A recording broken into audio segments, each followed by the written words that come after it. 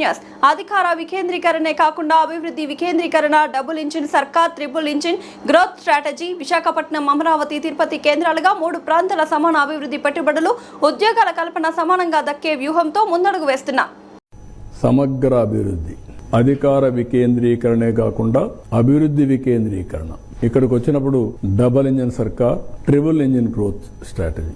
ఇక్కడ మేము తీసుకునేది మీరు చూస్తే డబుల్ ఇంజిన్ సర్కార్, కేంద్రం రాష్ట్రం 2 ప్రభుత్వాలు కలిసి triple engine strategy growth.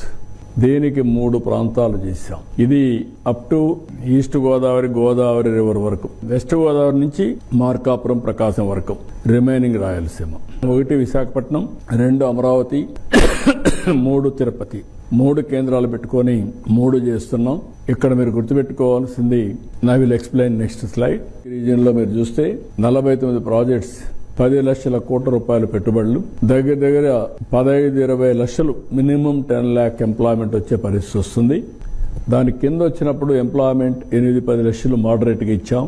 New jobs గా ఇన్వెస్ట్మెంట్, అదే మరి న్యూ జాబ్స్ 10 లక్షలు ఇచ్చాం. రీజనల్ జీడిపి 6-7 lakh crores ఇదవుతుంది. VER, Visakhapatnam economic region, will unlock one of the largest regional investment in India.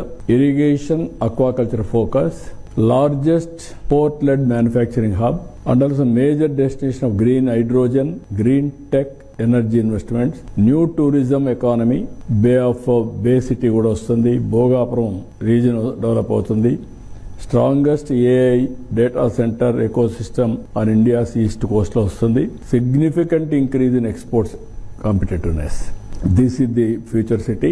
మొన్నే మీరు చూసుంటారు, నౌ ఇండియాలో fastest growing city in India is Visakhapatnam. That is the brand we are able to establish. More safest for women is Visakhapatnam.